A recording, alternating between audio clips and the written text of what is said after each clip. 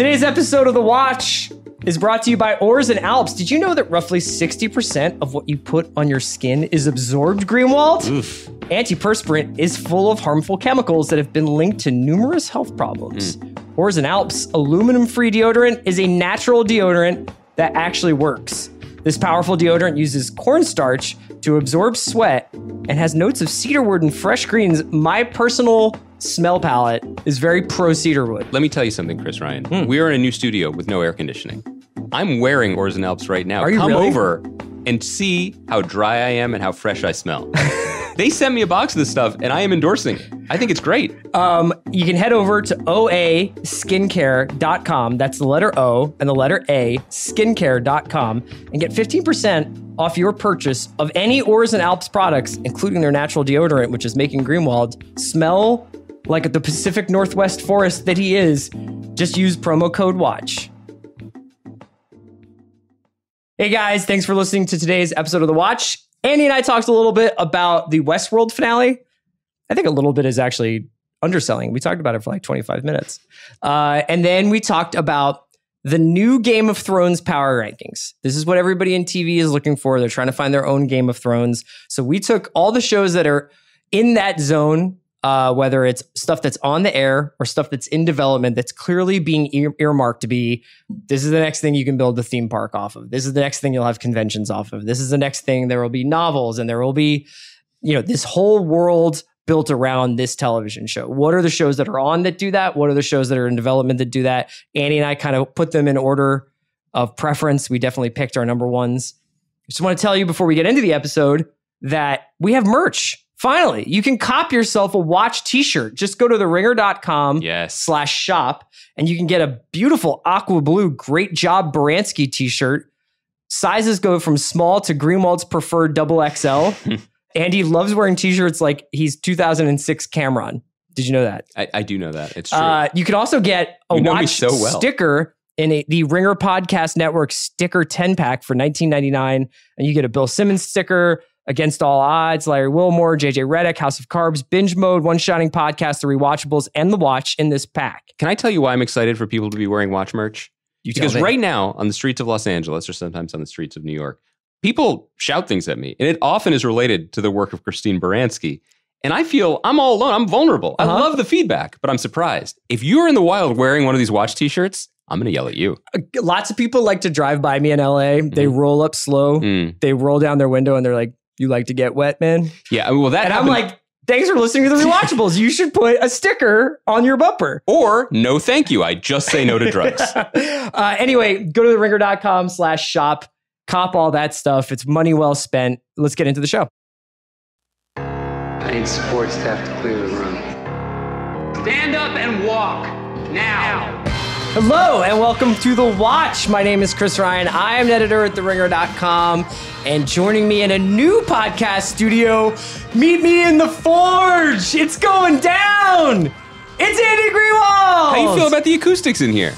Little airy. I feel like we're recording pet sounds or something. There's some natural wood. Kaya's on the decks today. We were in a new spot in the Ringer HQ. We're testing out some new rooms. We're the canary in the coal mine. Do you think, is this a room that Steve Albini would prefer? I don't know. Did you see he just won the World Series of Poker? It's an amazing career pivot, and we're not paying enough attention to it. It's really amazing. Greenwald, happy Monday. Yeah. Summer rolls on. We're here the day after Westworld Season 2 is concluded. And we're going to talk a little bit about that finale.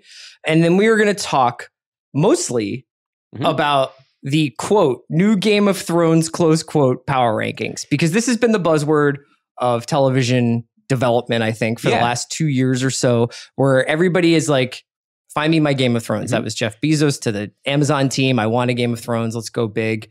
You have so much development, so much snatching up of intellectual property going on that everybody is in the market for this. And it's not unlike when, 8 years ago or 5 or 6 years ago, when we started recording podcasts together, there was a wave of Homeland copycats that came out after. Obviously, the stakes are much bigger.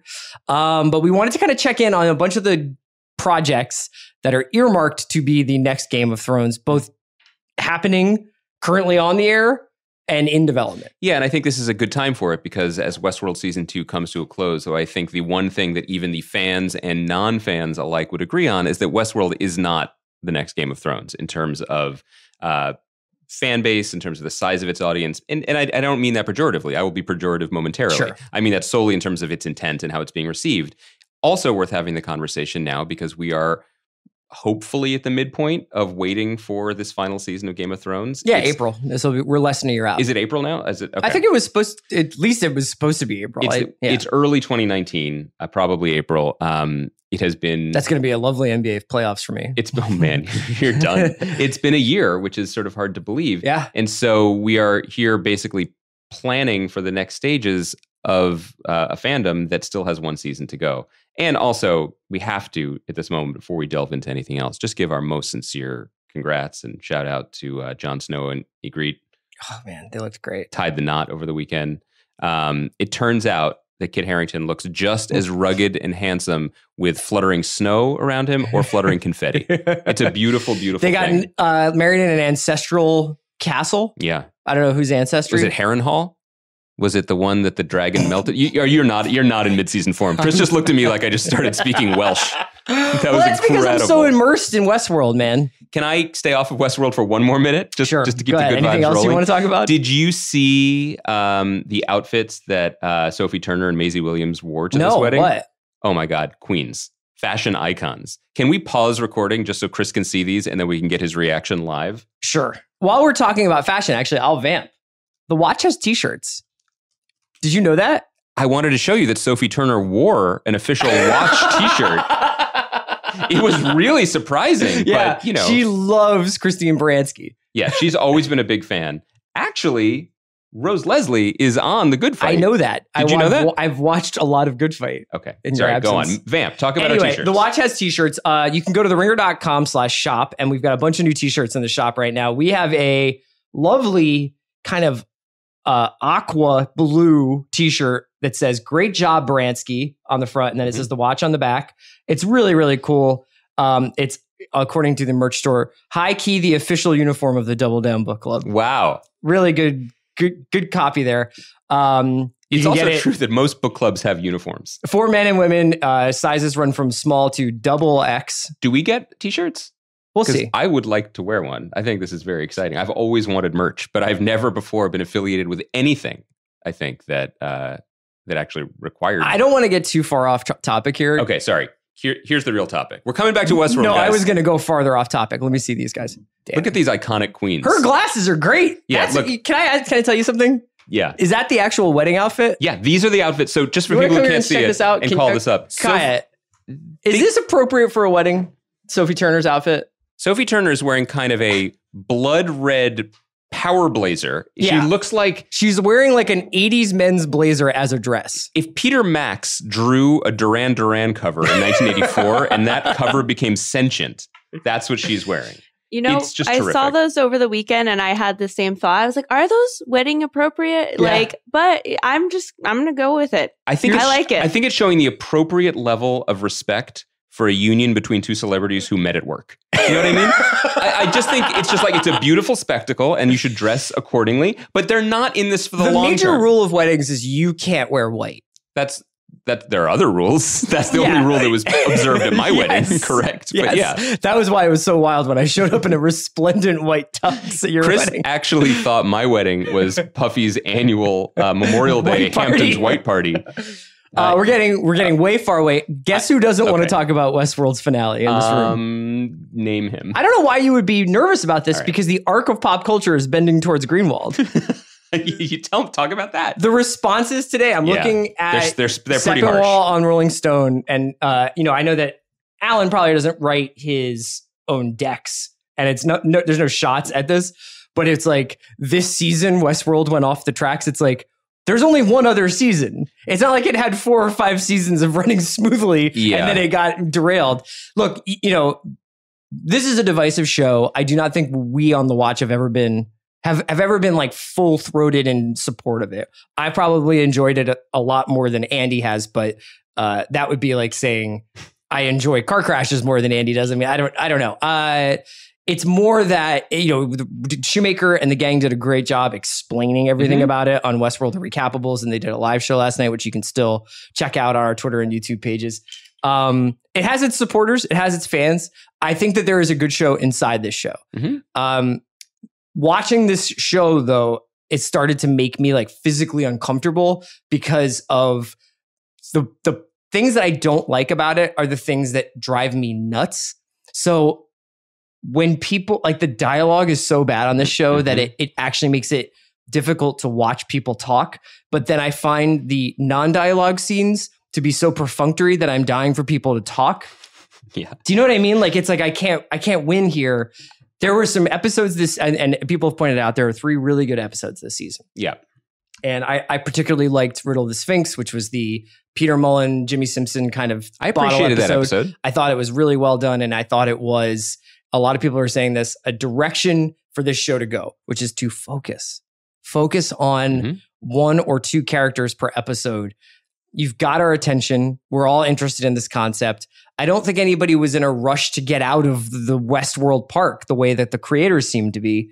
And they could have delved into each character Lost style and given us a real sense of who these people were or not, or that not because identity is such a construct on this show, that I think it would have been a really interesting second season. And instead, I think it's just entirely about the creators of the show's sort of ideas about like free will and AI and the future and whether any of us truly are any one thing.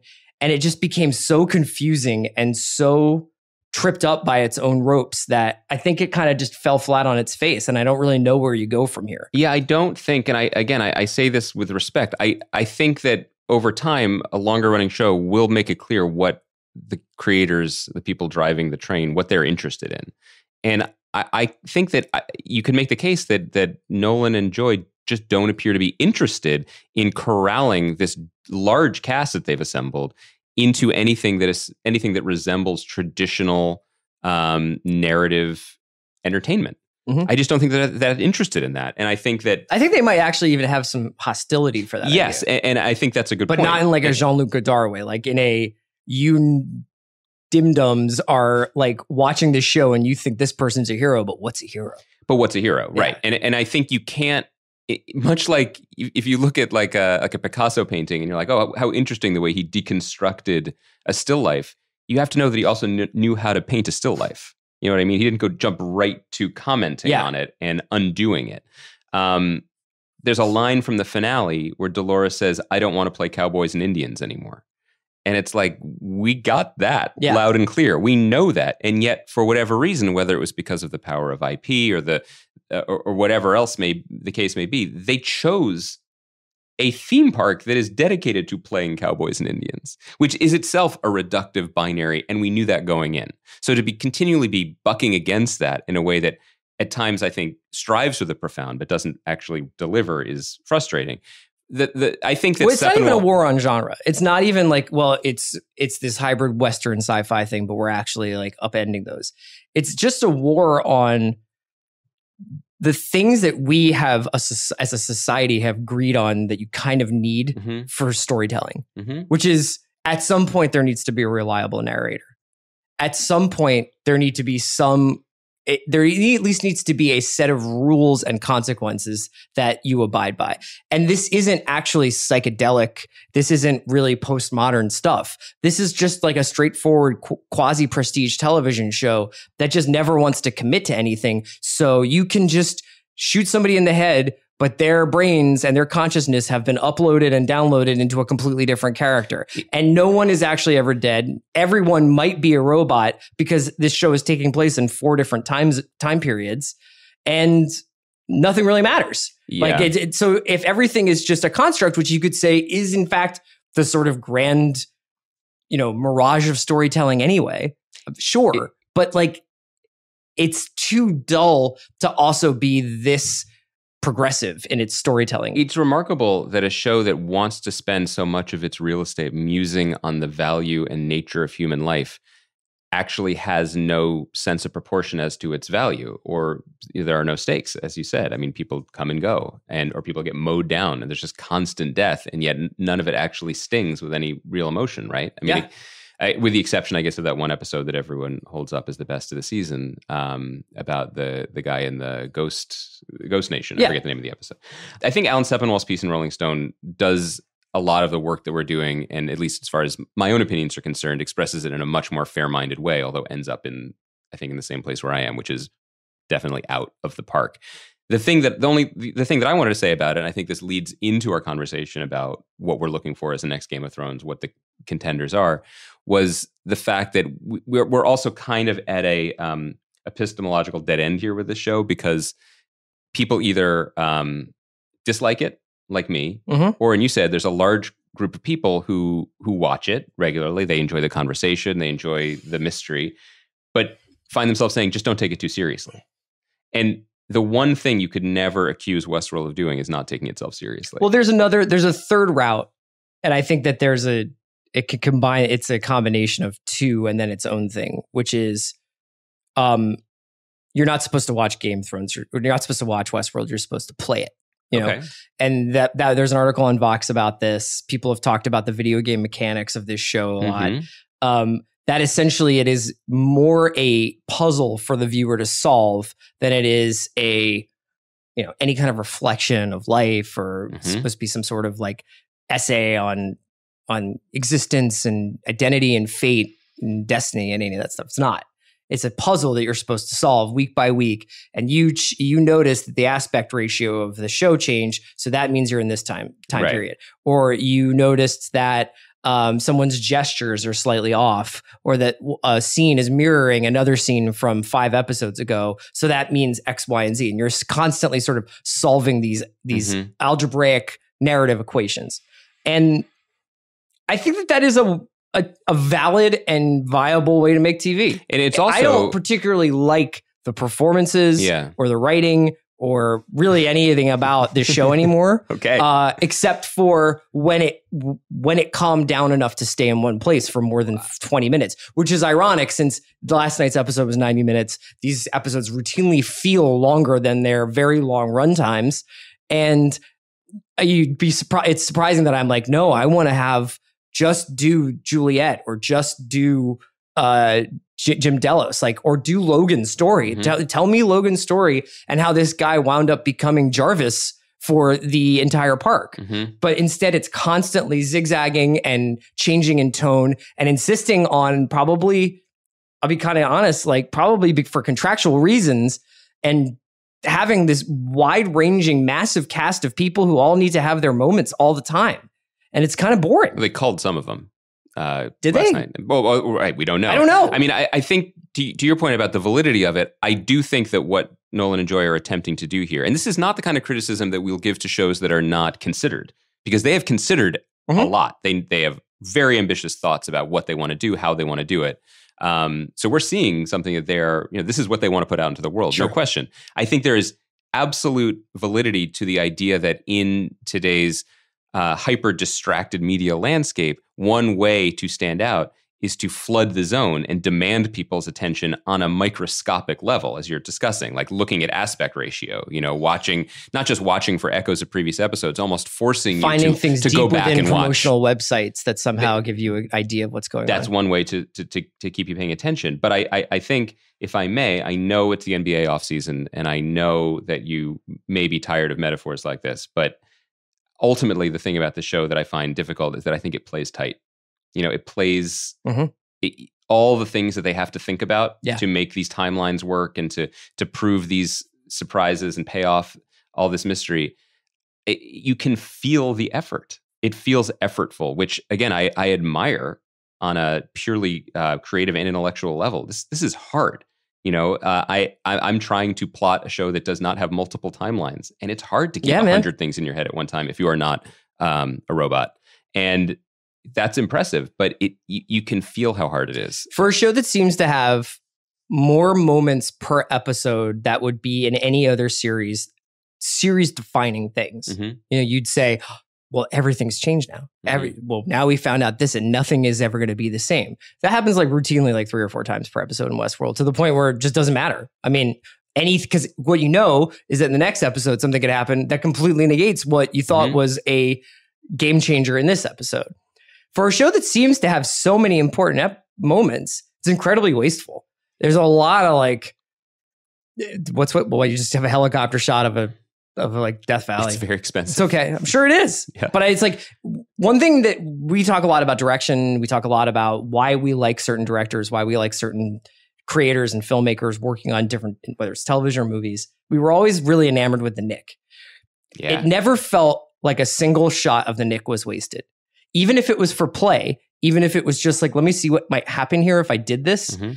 There was a purpose. Mm-hmm. There was a reason why I'm going away from this completely boilerplate conversation that's just moving the story along to look at light bulbs down a hallway, because I'm taking the opportunity to show you a different part of this world while something else is happening. Mm-hmm. I'm juggling, I'm walking and chewing gum at the same time. The show is incapable of walking and chewing gum at the same time. I don't even know if it would know gum if you threw a whole pack at it. And that's sort of the problem here, is that it can feel both overwhelming in terms of like how complicated it is, and then also like really remedial. So obviously there are people listening, if they're still listening, who are fans of the show and are looking forward to season 3. Do you feel that there is an inflection point here? Because I think the critical consensus has shifted. There was a lot of goodwill towards the show in the first season. I think that if you squint, there is still a conversation around the show, certainly. I mean, the fact that there's a Recapables podcast, you did a live show, people are still talking about it in a way that is compelling and that is engaged. Because I think that people, I don't think that you and I are necessarily we are not in the majority right now. Yeah. But that conversation has huge value to HBO, you know, in terms of keeping the show going. I do wonder if we are at a critical inflection point where it will not be, because remember, the thing that was surprising to me as someone who was out on the first season was that it was rewarded with nominations, you know, at both the Golden Globes and at the Emmys. Will those happen again? And if they don't, does HBO revisit? I mean, obviously, I think it's entirely possible that we look back on this Westworld season like we look back on Friday Night Lights season 2, which was like a necessary evil, and that there will now be a course correction. And there could be a course correction that's completely different. Like we may never go back to this park. We may never see another horse on this show. And that, I think, would be the saving grace for it. Let me just say again, I stopped pretending. Clearly, I am not in on this show. But the idea that a show could be so defined by, as Dolores puts it, the Cowboys and Indians, and then never have another cowboy hat on it, I got a little charge. Yeah, that's exciting. Yeah, and maybe that's where we're going. I mean, I think that Godspeed those who go along on a journey, but it is a very, very forward-looking show in its conception and its execution. If it were to do a pivot like that, it would belong. It is certainly worthy of continued conversation. And continued scrutiny. Okay, we're going to take a break here from our sponsors, and then when we come back, Andy and I are going to talk about the next Game of Thrones power rankings. Today's episode of The Watch is brought to you by SeatGeek. Buying tickets can be complicated and confusing, but there is a simpler way to buy with SeatGeek. SeatGeek is the smartest, easiest way to get tickets to every type of live event.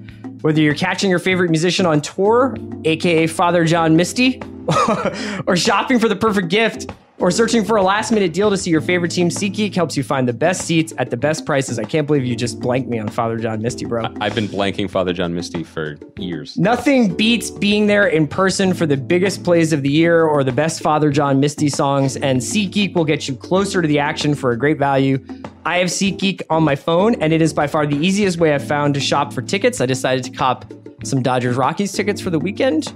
Take my wife to Dodger Stadium. Why not? It's lovely out in Los Angeles. I can be anywhere, and with just a few taps, I can instantly find seats. SeatGeek is designed to make your ticket buying experience easier than ever. It saves you time and money by searching multiple ticket sites to compare prices and find amazing deals. And to get the most bang for your buck, SeatGeek grades every ticket based on value to help you immediately identify the best seats that fit your budget. Plus, every purchase is fully guaranteed, so you can shop for tickets on SeatGeek with confidence. Make SeatGeek your go-to app for finding the best deals on every type of ticket, from sports and concerts to comedy and theater. Best of all, our listeners get $20 off their first SeatGeek purchase. Just download the SeatGeek app and enter promo code WATCH today. That's promo code WATCH for $20 off your first SeatGeek purchase. SeatGeek, right seat, right now, right from your phone. Okay, Andy, we're back. This is interesting. I'm excited to talk about this because Westworld was, through no fault of the creators, and positioned as HBO's next big franchise to take over this Sunday night, week-long, months-long conversation topic show, to make it so that everybody, you had to have HBO, you had to talk about what was on HBO. If you watched it 5 minutes too late, you'd have something ruined, and that it would basically be this world-building experience in the same way that Game of Thrones has spawned tons of different media covering it, and it's had some very good after shows. It's got, incredible stuff. Just like really, really like handsome, trenchant, compelling commentary. People talking about it. Last year, I think he was speaking at some sort of conference. Richard Plepler, who's the chairman of HBO, said, "Anyone who tells you that we knew that Thrones was going to be Thrones is completely full of shit. You don't know that. You never know where the next great thing is. So the key is to make a lot of bets with a wide range of talent, and it's likely that some of them will pay off." It's worth keeping in mind. It's a copycat business. We are probably doing this in, this will be for nothing because something else will come along in a couple of years. And we'll be like, whoever could have thought that the Great British Baking Show in space. But that there would be something where people got tired of swords and shields and outer space, and we went back, and some show that reminded us of The Sopranos or something came and captivated a nation. Let's look at the fact that while all of the prestige cablers and streamers have been chasing Game of Thrones' very long dragon tail, NBC had a moment of clarity and was like, let's just do NBC and made This Is Us, right? Which is now everyone's chasing that, including HBO with that Alan Ball show that has come and gone, right? But it's always hard. It's hard to remember other things that people like when everyone seems temporarily excited about. And HBO is well positioned to do something like this because they work with a lot of interesting people, and I think that while everybody is going scale and volume, they are still sticking to this is the suite of products we put out. Sometimes they hit, sometimes they miss, but we believe in what we do. By the way, tying this into the conversation we had a week or two ago, that quote from Plepler is so good and so indicative of the necessities of a creative-minded approach to the business. Coming from like a Time Warner, like a magazine world, like there's a consistency, and we'll just throw stuff out there and we're going to find the right thing because we trust our people. I don't know if that's the same culture of a phone company. So sure. I'm just going to put that out there. We don't know because when you basically go to your new bosses in Texas who make data plans, and you're like, we're going to spend this much money. Or is it the culture of the place where you buy Swiffer's and Alan First novels? Or is it the culture of the place that sells you $2,000 laptops that break in 18 months? So interesting. And we almost just had last week's conversation again, but we're not doing that because what we're talking about are shows that are either currently on or are in development. Yeah. Okay, and whether or not they could be classified as the next Game of Thrones. We'll do pros and cons. I think what we could probably do, and we're just sort of doing this a little bit on the fly, but what we could probably do is weight these accurately for our own personal anticipation and or appreciation of them versus what we think the people who are making them are hoping to accomplish. Okay. So what we'll do is we'll just run through them. Okay, and then at the end, maybe we can rank them better. Pros and cons for each one. So let's start with something that's already on. Westworld. Yep. Is it the blockbuster that HBO is paying for? No, I think that's clear that it's not. I think that. Do you know how it's doing, like quote unquote, ratings wise, to the extent that can be quantified anymore? I have not paid attention to it, and one of the and I'll say that's both a ding on me and my awareness of ratings. But an interesting thing about HBO is HBO used to be like Netflix. They used to never ever share their ratings. They didn't have to. Except they suddenly got crazy good ratings with The Sopranos, and they couldn't help themselves, and they bragged about it. And once they bragged about it, then they had to keep telling people what was going on. The fact that they haven't bragged about it, I haven't gotten press releases in my email, suggests that they're not breaking records here. But for whatever metrics they're looking at, I think, as we just said, the conversation, the chatter is enough that I think they're fine with it. I think they maybe are also realizing now, or have already realized, that this is not going to be the level of success they hoped, but they're finding a way to make it work. I'll just reiterate what I said before about this, which is that it took a little while for Game of Thrones to get the ball rolling. You know what I mean? Game of Thrones was a largely, it was people talking in rooms, which is still the thing that we like the most about the show, but the set pieces started popping up a little bit later. The big set piece, quote unquote, from the first season is the death that we all know about. But Blackwater wasn't until season 2. Yeah. So it technically, Westworld could still have some runway to go here and could get to this kind of monocultural monolith status that we're talking about. But so far, there's a couple of challenges for that. I also think fundamentally, and this happens often with genre shows, Game of Thrones is such a unicorn for any number of reasons, but one of the reasons is that it appeals to diehard genre people. Mm-hmm. I mean, we have binge mode devoted to it, but it also has leached into the public conversation in such a profound way. And everyone is watching Red it. Wedding, this person, you know what I mean? Like a lot of stuff from this show has become part of like the like people who don't even know they're referring to Game of Thrones or referring to Westworld, I think, is servicing its diehards in a way, which has value. Yes. But I think that limits its chance for expansion. Okay. So that's Westworld. What about Stranger Things? Stranger Things is a fascinating case for me because it does tick a lot of the boxes that you just suggested for Game of Thrones, in that it started kind of slow. I mean, even in I don't know if you've heard David Harbour, who's obviously the star of the show, one of the stars of the show, was on Mark Maron the other week. And it's a great, great, great interview and a great conversation. He's a very fascinating guy. He basically says, like, Netflix buried it. Like, he said that Harbour says that he was on Broadway or off Broadway doing a play with a veteran actor when the show was about to premiere. And he said, it's interesting. I guess they're doing kind of a viral thing. Like, I'm not really seeing any advertisements on buses or subways. And his co-star was like, that's called burying it, David. Yeah. Like, the show's dead. Yeah. And of course, now Netflix is like, we just had confidence it would be word of mouth. They had no confidence. Yeah. Whether or not you look at it as confidence or not, you could also say that the people who were making the show probably didn't expect it to be as big as it was. Mm-hmm. It's a love letter to 80s Amblin pop culture.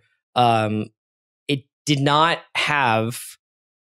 I don't know if this is true or not, but I think you could watch that first season and be like, they don't really know what like the Upside Down is. Mm-hmm. It's just like a kind of catch-all. This is the dark place. This is where this is hell, but not really. It's like another dimension, but there are demons there. But like, which probably not going to matter anyway, which, right? By the way, contra the last 20 years of investigative Redditing of culture, I find that charming. I enjoyed the first season because it seemed so zeroed in on a small scale level with these characters, with their emotions, that it didn't need to explain what the consequences were to the larger world beyond these characters. And then we saw in season 2, I would say, a kind of bumpy attempt to scale up. I mean, whatever problems people had with season 2, positives or negatives, I don't really hear anyone clamoring for more of the other numbered kids. You know, there was that whole set piece with... There's not a bottle episode, but a standalone the episode, other gang, you know, that didn't work, frankly. And I assume the people making the show understand why that didn't work and they're adjusting. But that did seem like an attempt to say, well, maybe there's more here. Maybe we can squeeze this toothpaste tube a little bit more and have a much larger universe. I think the thing standing in the way of Stranger Things becoming the cultural phenomenon is the thing that I admire most about it, which is its closer, tighter focus on the lives of children suburban, and our memories. It's domestic. It's lived in. It's pretty much entirely wrapped up in these kids and their charm. Mm-hmm. This is not a Robb Stark and Ned Stark and Tyrion Lannister, or who's the father? I mean, look at us, Tywin. Sorry. We really take the offseason off. This is not a Robb Stark, a Ned Stark, or a Tywin Lannister situation where you're going to be able to like rotate through an entire cast. Like, it's these kids. This show's going to go 4 or 5 seasons. Maybe they'll do a spinoff or whatever. I'm sure that they would want to stay in the 80s vibe. They could keep doing that, but I think that this is entirely based on these kids and they're like probably going through high school. That said, season 3, I think, just started filming. But that said, what is your interest level? I'm making this up right now. In a prequel series focused on like the MK Ultra experiments.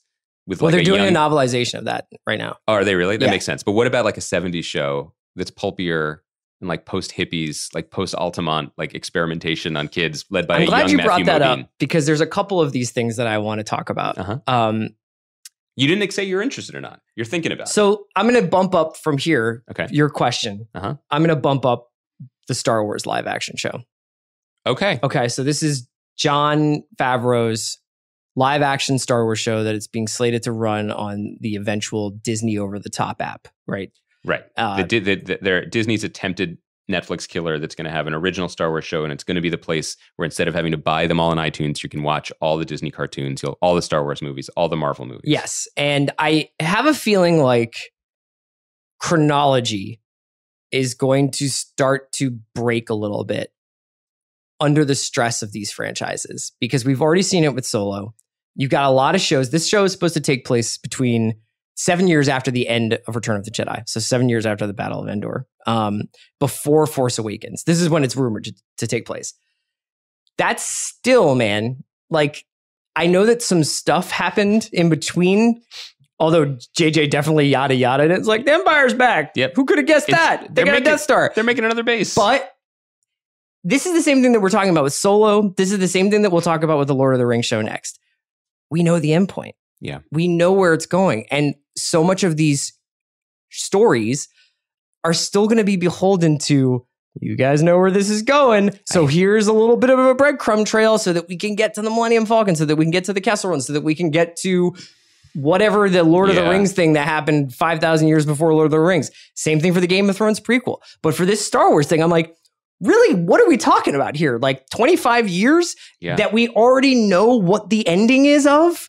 I don't understand. I think people are choosing, like, what if we set it right there? So like, what if we set it in the 70s, right before Stranger Things? So what? So that we could get to the show that I actually like? Exactly. And it just immediately curtails your drama, because you know the end points of a lot of people. If they introduce characters you already know, you know what happens to them. If you introduce new characters, then it's almost harder, because you have to care about them twice as much to reinvest in them. And I think the point you're making, we can circle back to our larger thesis here.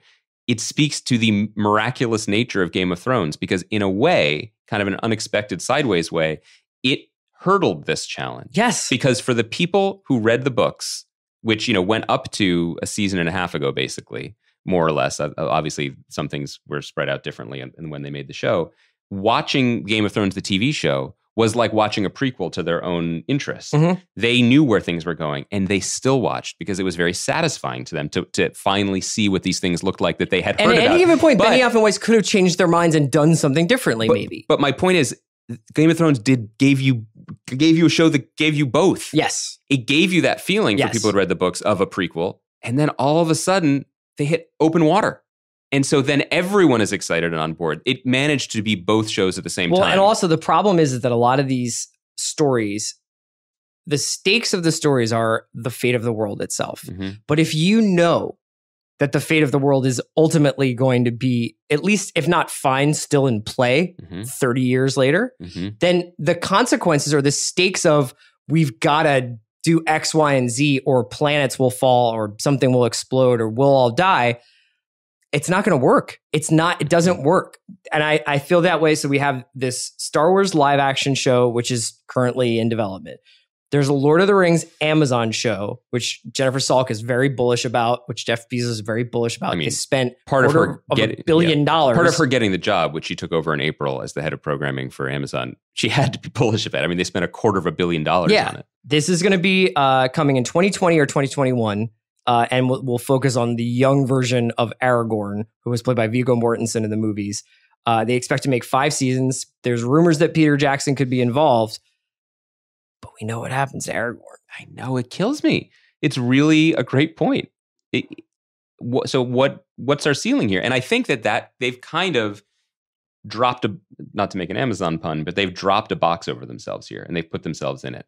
What are they harvesting here, and what are they after? They are harvesting the diehard fan. Yes. There are people who are deeply passionate about the works of Tolkien. They love Lord of the Rings. They are obviously going to watch anything that's set in this world. They're also betting on the fact, Amazon is betting on the fact, they can. It's a vertical thing for Amazon. They can sell you the books, you can rent the movies, and now you can watch the show. They're betting on the fact that there's a whole new generation who grew up on their parents' DVDs or Blu-rays of the Peter Jackson movies who will be excited to watch new adventures in this world.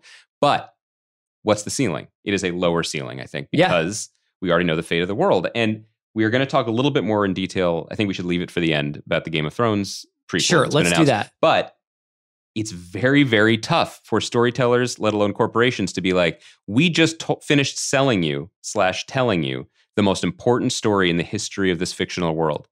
Now let's just watch a lesser one. Yeah. That's exactly. That's a difficult The conversation idea that to I have. think was driving a lot of this stuff, especially these Star Wars anthology movies, was people fucking love this story. They love this. They just want to hang out in this world. They want lightsabers. But that is in theory. In practice, I think people still want to be challenged and they want to be taken on that journey. And when they go on that journey, they want to feel like there is at least the possibility of stakes. And I think that was always the exciting thing about watching the first 3 Star Wars movies. And frankly, it was really an exciting part about Last Jedi is that there was any number of ways that could have gone. That it could have gone, and they made real decisions. And in retrospect, people have argued about it, and they even have a hilariously on Twitter tried to like remake The Last Jedi, which is thank you because like basically only like 2 or 3 things that are funny a year actually happen on Twitter, and that was one of them. But this is like that's the one thing you can really unequivocally say about those movies is that they have pushed forward. For as much as they're beholden structurally to the original films, they are actually like. And then what could happen? Well, I don't know. Let's try this. Well, particularly, and I think that you're bringing it up as an example of positive things, but it's also an example of why they're making an Aragorn series, which is Rian Johnson did some things that were potentially radical. He basically said, ignore everything that happened before. What if the Force was this? What if the story we're trying to tell you now means this? And it made the people. And what if your hero was not, in fact, of royal Jedi bloodline, but was just this person? What if it was different now? Yeah. And people reacted very, very, very strongly to that. And, when you have spent $500 million in your investment, you want people reacting strongly in the other direction. Let's burn through a couple more. Let's do the other one that's still on the air, which is you put The Walking Dead on this list. Yeah. The reason I put it on there, people have been watching over, like the show's been on life support critically. Commercially, it's been on a slow but kind of manageable decline in terms of its ratings. The interesting thing here is it's going into season 9, ain't no days off at AMC, and the star of the show has announced that he is leaving at the end of this coming season, and that another one of the fan favorites, Maggie, played by Lauren Cohan, is also leaving after a few episodes into this season. And Norman Reedus, who is sort of the real Walking Dead fans' favorite character, I guess, is sort of taking over the above the line marquee star role. That kind of thing usually doesn't happen in television shows. Jack didn't leave Lost, although this show is uniquely suited for this sort of transition. Yeah. It would be very interesting. I think that they are almost in a way in a sort of Star Wars zone where they have to keep making a show that satisfies the 10 to 13 million people who are like, I'm going to watch this every Sunday. And they can't. The problem is that they're starting to turn those people off even while they think they're making that same show. So here's a radical suggestion that I'm sure people have made both on fan forums and that I don't look at and probably internally and creatively. What if they did pull a Lost? Now, you mentioned Jack didn't leave on Lost, but Lost was telling, at least they had always hoped to tell, a complete story.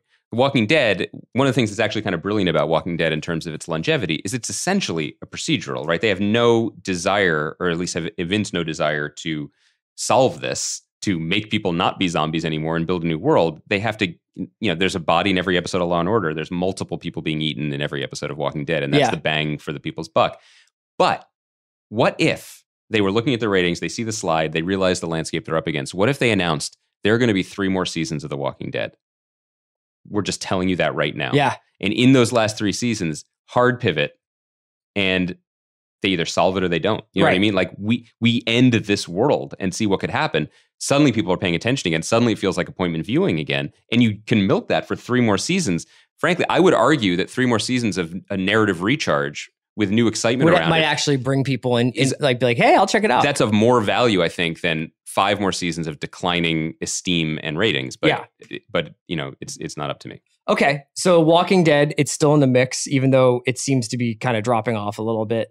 What else here should we talk about? Let's talk about some of the things that are in development. Yes. So I just wanted to mention, because Apple has been relatively, I wouldn't say conservative in the shows that they're developing so far. Nor in their spending. They have not been conservative in their spending, but it's shows like Reese Witherspoon, Jennifer Aniston, dramedy set at a morning show. There is what was the Kumail Nanjiani show that they were talking about making? Anthology series. They're rebooting Amazing Stories, the Steven Spielberg anthology show from the 80s. They haven't written their big check yet. Well, they've written a lot of big checks. They've written a lot of big checks, but they haven't been like, here's $1 billion. We want the new Star Wars or Game of Thrones. No, what they've been doing, and I've said this before and I'll keep saying it, is they appear to be in the press release business until they make a TV show and even tell us how we're going to watch the TV show, by the way. Chris and I are doing this podcast looking at our Apple laptops. So presumably we will have access to these shows, but they haven't even explained how it's going to be distributed. So they're in the press release business. They are disrupting the field. They're spending Netflix money and getting headlines and getting attention. And they've hired the heads of the Sony studio, but they haven't actually made anything yet. And so I think that your point is well taken. Right now, they're winning over the industry, honestly.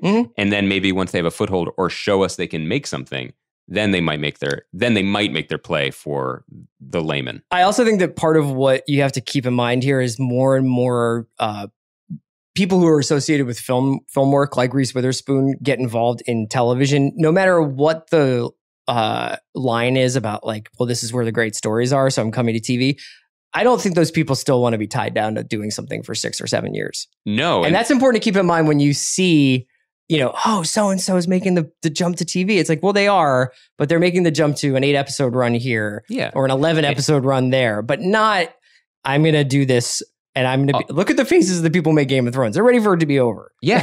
Look at their gray hair. Look at their families who they haven't seen. Yeah. I mean, it's actually become an interesting rite of passage that people I don't know if we've been talking about it as much, but it used to be, and this does happen too, that when you win an Oscar, you get, you make a movie that gets that kind of attention, then you can write your ticket for your next film. And that's certainly still the case. But the first thing you do before you even announce your next film is you go make cash with a deal at Netflix or Apple or Amazon. Guillermo del Toro producing, Damien Chazelle producing stuff, Barry Jenkins making Underground Railroad. Yeah. Worthwhile projects but not evidence that they are going to become Steven Bochco. Yeah. They're cashing in. So the one thing that Apple has that could be in this mix, in the zone of what we're talking about, is this Untitled Ronald Moore space race show. Ronald Moore, the guy behind Battlestar Galactica and later Outlander, one of the great kind of TV thinkers when it comes to sci-fi. And this is supposed to be, what if the space race never ended? What if we just kept going and kept fighting to, I would assume, colonize, but it's supposed to basically be an alternative history from the future of the space race continuing. We don't know much about it, but it is the one kind of genre-y widescreen thing that they have going so far. So I'd be curious to see, because Battlestar, I kind of wonder if Battlestar started today, if it would have been like a complete blockbuster, although people would say that's The Expanse. No, yes, but I do think if Battlestar was now and it was still, semi-valuable IP, it probably would have flashier budgets. It would have bigger stars. It may be on a different network. And I actually am excited about this show because it's a great concept and it has the kind of open-ended world-building concept that makes it, of all the shows we've talked about, we don't know anything about it. Yeah. But it's forward-looking. Sure. And that alone makes me excited about what it could be. And, it's not on your list, but I was going to come back to it for the same reason. Star Trek is back on TV in a big way. Sure. We haven't talked about Discovery. And one of the reasons it's not even in this conversation, although I've heard good things pro and con, is that I do know that the way the first season ended suggested a Aragorn problem in terms of or a Star Wars problem, whatever we want to call it. Yeah, right. In terms of what it wants to do. They just signed Alex Kurtzman, who wrote some of the recent rebooted movies, to basically be the rabbi of this entire TV operation that they're not going to expand. And then there was immediately talk that Patrick Stewart was talking about doing something with him. And I have to say, I'm generally not into, fan service or reboots and stuff. You'd be down with if Picard? They were like 8-episode show, which is like Picard's Logan. By the way, Picard was in Logan. But like old man Picard, and you make like something like Lonesome Dove in space. That would be your Game of Thrones? That would be your Lonesome Dove? How good would that be, though? We should do Lonesome Dove power rankings. So you've got Star Trek. We've talked about a little bit about the Ronald Moore Apple show. We're going to immediately just say The Passage could have been this, but we already feel comfortable saying it's not. Yeah, go back and listen to our review of The Passage trailer. Although, I'm willing to give it the benefit of the doubt just because I'm interested in the content. Why The Last Man and Damon Lindelof's Watchmen? That's where I want to end, and then we can talk a little bit about the Thrones prequel. Yeah, I am extremely excited about Damon's Watchmen. We talked about it briefly. I think that the fact that he is using, as he himself said in his letter to fans, using the original text as the Old Testament and attempting to do a New Testament, like this is the most exciting, forward-looking, I think, adult way to approach beloved IP. Sure. I think he's doing something I think he's trying really hard in a good way to innovate. And there are a few people who are doing that. I wonder if that desire to innovate and do justice to the past limits the scale of this. This is such a fascinating choice for him, and he's very thoughtful about the choices he makes in terms of his career. This seems like the play, right? He did Lost, and everyone was like, "Here, do franchises, do sci-fi, do the big show," and he chose to adapt existing IP, but it was a respected Tom Perrotta novel. Yeah, Watchmen turned into one of the best shows of recent times, but intentionally smaller in scale, and limited in its audience. His version of Watchmen is the big play to be both. Sure. Can he take the naughtiness, the intensity, the emotional weight of what he was doing with The Leftovers and throw it onto this great big widescreen canvas with superheroes? Nothing could be better in my mind, but I think if there's going to be faults here, I think they're going to be faults in the direction that I care more about. I think it may not become the biggest show in the world. If it fails, it'll fail because it's like for you. Yeah, it's too naughty and mature and adult and interesting to achieve, which, by the way, Game of Thrones is naughty and mature and adult and interesting, and they're fucking dragons. What do you think about Y the Last Man? That's the one I think that's the one. So that would be your number one?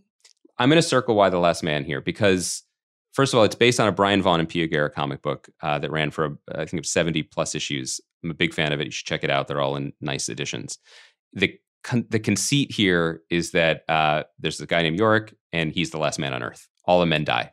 And why did it happen, and what happens in the world? It's been in development for a long time as a feature film, as a TV show. It's one of those things. This does happen. Just when everyone gives up hope that it's ever going to be made into anything, not only does it suddenly bubble back to the surface, but the time is suddenly right for it. Mm-hmm. I think you can't discount the larger world and larger context that shows are being told in. And the idea of pivoting big budget, big genre, comic book stuff, telling a story about the world or the end of the world or the beginning of a new world, and making a show that by its nature is explicitly feminist and is explicitly dealing with what ifs that these other shows have not had any interest in considering. Yeah. This is the time to make the show. Now, we don't know what it's going to be. It's going to be on FX. We know Michael Green, who actually wrote Logan, right? Yeah. And has a long list of TV credits, is making the show. He had written the pilot, and he's partnered with a woman who worked on Luke Cage to run it. Jodie Foster is rumored to be joining the cast. Your good friend, Jodie Foster. Oh, yeah. I believe. You've done a number of events with her recently. This is the one that I think has the potential to be a game changer, to be a big show in an exciting way. Because I think regardless of what they do, it's going to have a conversation around it. If they do it well, it could be a really good and long lasting conversation. And it's FX making a big genre play. They've been very modest in that, while understanding that they missed out by not having Walking Dead. Yeah. So if this is the one that they identify, if they underline it, circle it, put all of their creative resources, which are considerable, towards it, we might have something unique and special here. We can just talk briefly about the Game of Thrones prequel, which we've gone into. It's Jane Goldman. She wrote The Kingsman. She's an accomplished screenwriter. She's been working with George R. Martin on this show. It's set 10,000 years before Game of Thrones, and it could cover, we have no knowledge of this, it could cover some stuff like the construction of the wall or the origin of the Night's Watch. I think that this is going to be incredibly dependent on how the last season of Game of Thrones is received. Great point. On one hand, if Martin is heavily involved in this and is infusing this with the undergirding of Game of Thrones history that I think it attracted a lot of people to the show in the first place. It's like, man, there's a lot going on here. Some of our coworkers. That's one thing. If it feels like Game of Thrones ends in a way that is wrappy-uppy, that's the world. We did it. We did it. The dragon did this and she's with him and that's it. Then I don't know. I'll be very curious to see basically the relationship between these two things. And also whether or not, just in general, people's attention span will last for 10 years like this. Yeah. They'll be willing to do this for this long. There's a difference between telling a story we want to hear and showing us something we're interested in seeing. And I think that it does seem like a smart play that a prequel is going to have just this. It's going to be a little bit less interesting to people. It's not going to be as successful. Its ceiling, as I've said before on this podcast, is lower. But people, it'd be neat to see them build a wall. It'd be neat to see a world of heroes in this world, or the Long Night, the opposite of the Age of Heroes, whatever they decide to do. But once you see it, how much longer do you care about it? And I, they've said, HBO has said that this might not be the only one they greenlight. Sure. I would say, just from my position on the sidelines, I think that what would be great for HBO would be to continue to think of themselves in the handling of this franchise as jewelers. They have the nicest ones in the shop.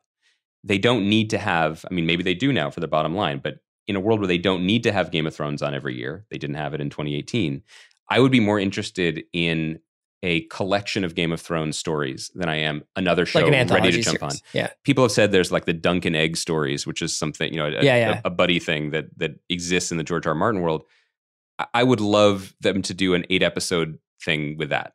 Take us back there. Okay. And now let's press pause. Let's think of another story we want to tell. Yeah. Because if the premise, you know, because I think ultimately the Game of Thrones spinoff fails our next Game of Thrones test, because we are talking about a show that not only united the TV watching world, but completely defined the level of stakes that we're talking about. It was about a world and the end of that world. Anything could happen. And if it did, it would matter a lot. Yeah. And so neither of us are willing to give up on the idea of a show grabbing everyone's attention like this, not only because we'll be looking for a new show to have an after show for in 2019, but because, you know, as we always say, we love water cooler TV. We love consensus television. Yeah, you're circling Y the Last Man. I'm actually going to put a pin in the Ronald Moore Space Race show because of what I said.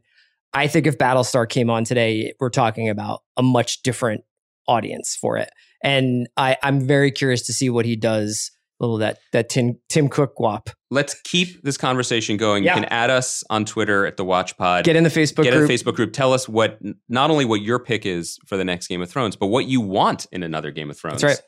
And we will take those concerns and we will deliver them to the doorstep of Hollywood. Yes. Because that's what we do. Chris, tell the people, this is the week of the Day of the Soldado. It's Day of the Week of the Soldado Day. We're going to be talking about the first Sicario a bit on Thursday and talking a little bit about the new one. We'll actually do our kind of episode about it next Monday. Can't wait. We might have a special guest for Thursday and we might have a special guest for Monday. We'll see. Until Thursday. Great job, Baranskis.